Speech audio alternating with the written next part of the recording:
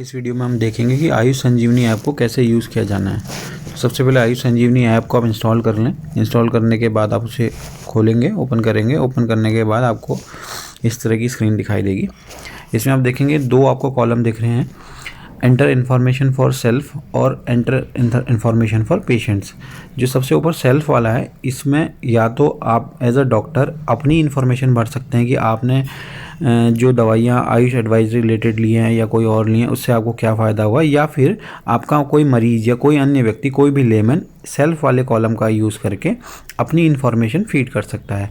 वहीं जो नीचे पेशेंट वाला कॉलम है, उस कॉलम को केवल और केवल आप एज अ डॉक्टर भरेंगे कि आपने अपने मरीजों को जो दवाइयाँ खाने को दी थी उससे उनको क्या लाभ हुआ। इसमें आप बेसिकली ग्रुप इन्फॉर्मेशन डालेंगे कि जैसे आपने 2 मरीजों को अगर कोई दवाई दी थी तो उससे क्या लाभ हुआ, 10 मरीजों को अगर कोई एक दवाई दी थी तो उससे क्या लाभ हुआ। तो एक बार इसको हम चेक कर लेते हैं। तो सबसे पहले हम सेल्फ वाला देख लेते हैं। मान लीजिए मैं एज अ डॉक्टर इसमें भरना चाह रहा हूँ उसको। तो इसमें देखिएगा सबसे ऊपर लिखा है सेल्फ के नीचे advisories of ministry of Ayush, और नीचे लिखा है other than advisories of ministry of Ayush.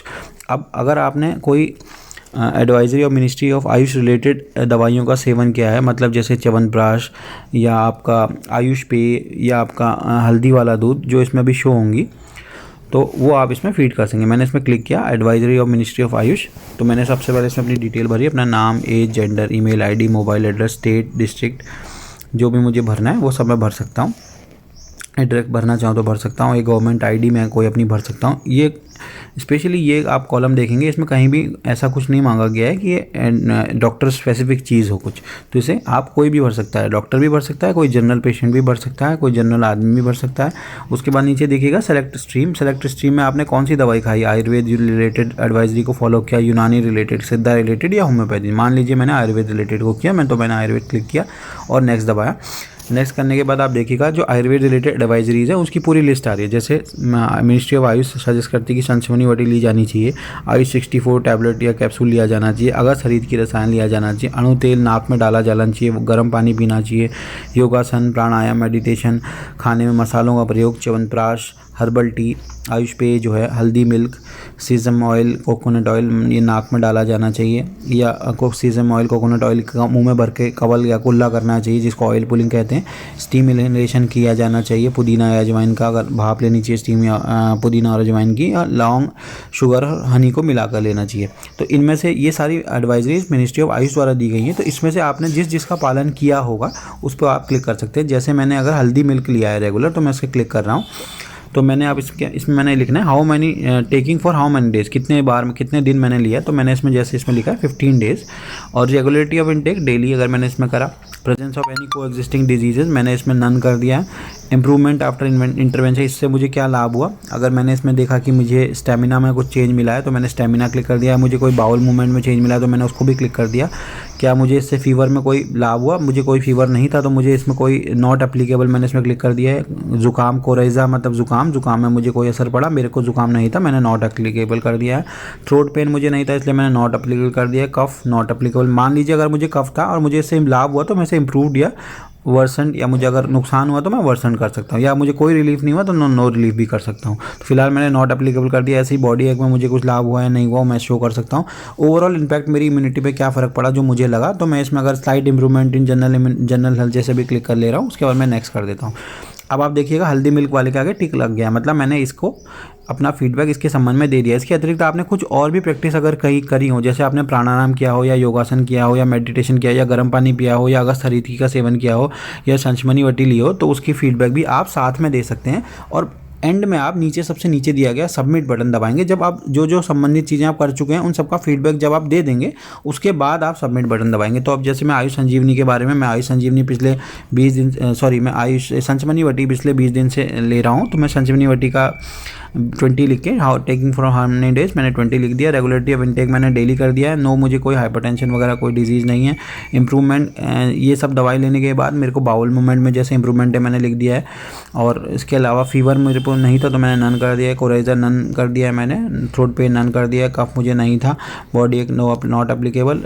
Overall impact on general immunity, क्योंकि मुझे कोई भी सिम्टम इस बीच में डेवलप नहीं हुए, मैं फील्ड में भी गया या कहीं गया अगर, और मुझे अगर कोई भी सिम्टम डेवलप नहीं हुए तो मैं इसमें लिख सकता हूँ कि मुझे good improvement in general health या स्लाइड इंप्रूवमेंट, फिलहाल मैं स्लाइड इंप्रूवमेंट इसको शो करके नेक्स्ट करके दिखा रहा हूँ। तो आप देखेंगे अब दो में आपका टिक आ गया है। ये करने के बाद आप इसे सबमिट कर सकते हैं।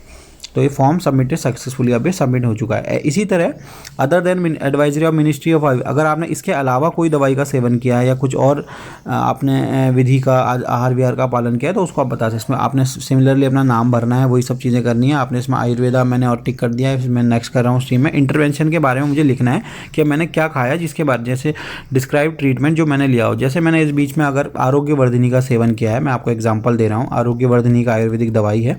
अगर मैंने आरोग्यवर्धिनी खाई है तो मैंने कितने, मैं पिछले 15 दिन से आरोग्यवर्धिनी खा रहा हूँ। रेगुलरिटी ऑफ इनटेक इसमें क्या है, मैं अगर इसको डेली ले रहा हूँ, प्रेजेंस कोई बीमारी मुझे साथ में कोई ये कोई बीमारी नहीं है। इम्प्रूवमेंट इसके बाद मुझे क्या हुआ, इसके बाद मुझे जैसे अगर मुझे बावल मूवमेंट में फ़र्क पड़ा है या मेरी एपेटाइट इंप्रूव हुई है, मैं दोनों टिक कर दे रहा हूँ। फीवर में मुझे नॉट एप्लीकेबल मैं इसमें कर दे रहा हूँ। कफ मुझे नहीं था, थ्रोट पेन मुझे नहीं था, कफ नहीं था, बॉडी एक मुझे नहीं था, ये सब मैंने नॉट एप्लीकेबल कर दिया है। जनरल इंप्रूवमेंट मैं इसमें लिखूंगा कि मेरे को slide improvement in general health मिला है, इसको मैं नेक्स्ट कर दे रहा हूँ। उसके बाद मैं इसमें अगर कुछ और भी मैंने खाया तो उसको मैं ऐड कर सकता हूँ या फिर इसको मैं सबमिट कर सकता हूँ। तो मैंने ये सबमिट कर दिया। अब ऐसे ही यदि आप अपने मरीजों के लिए भरना चाहते हैं तो आप पेशेंट्स वाले में सेकंड वाले कॉलम में रो में देखिएगा पेशेंट लिखा हुआ है। पेशेंट में advisories of ministry of Ayush में आप जाइए, उसमें आप डिटेल भरिए अपनी।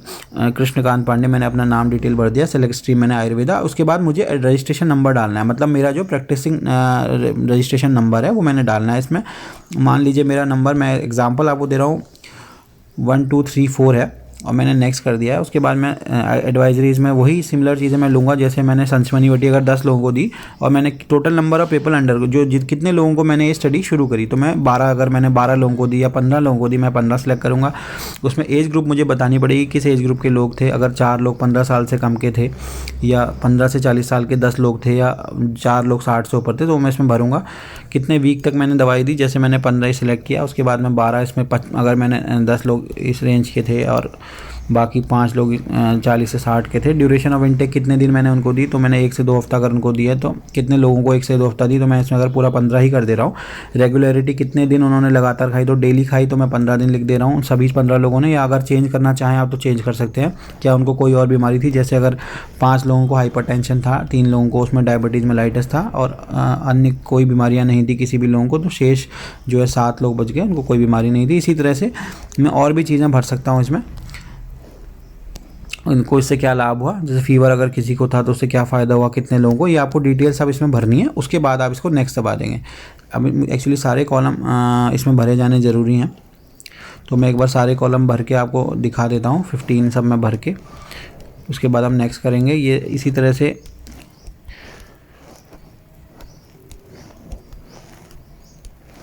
ये सारे कॉलम मैंने इसमें भर दिए हैं।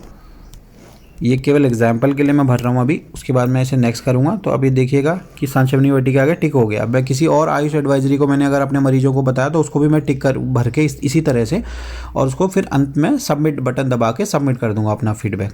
तो इस तरह से किया जाना है। या फिर आप other than advisory of ministry Ayush में आपने किसी को कुछ दिया है तो सिमिलर डिटेल आप भरेंगे, आयुर्वेदा रिलेटेड या होम्योपैथी रिलेटेड। तो 1 2 3 4 मैंने मान लीजिए अपना रजिस्ट्रेशन नंबर डाल दिया। मैंने अन्य क्या इंटरवेंशन उनको दिया है, मुझे इसमें बताना पड़ेगा कि मैंने उनको क्या ट्रीटमेंट दिया। उसमें डिटेल मुझे बतानी है 40 कैरेक्टर में। कितने लोगों को मैंने एक पर्टिकुलर ट्रीटमेंट दिया, कितने उसमें इसी तरह से क्या एज ग्रुप के लोग थे, क्या उनमें चेंज आया, ये सब मुझे बताना है। और अंत में मुझे सबमिट कर देना है, उसे नेक्स्ट दबा देना है। नेक्स्ट दबाने के बाद वो इंटरवेंशन ऐड हो जाएगा और आप चाहे तो केवल सिंगल इंटरवेंशन को सबमिट कर सकते हैं या फिर एक और इंटरवेंशन कोई आपने कुछ और दवाई दी हो किसी को तो वो सबमिट कर सकते हैं।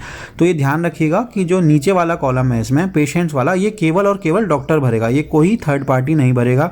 मतलब ये कोई पेशेंट या कोई लेमन ये खुद से नहीं भर सकता। ये कॉलम केवल डॉक्टर के भरने के लिए सेल्फ वाले कॉलम है। या तो डॉक्टर एज अ डॉक्टर आप भर सकते हैं, आपका फार्मासिस्ट भर सकता है, आपका कोई और कर्मचारी चतुर्श्रेणी कर्मचारी वो भर सकता है, या फील्ड में कोई भी लोग जिनसे आप बोलेंगे कि आप ऐप डाउनलोड करें और अपना फीडबैक दें, वो सेल्फ वाले कॉलम में जाकर ही भरेंगे। इसको आप ज़रूर ध्यान दीजिएगा।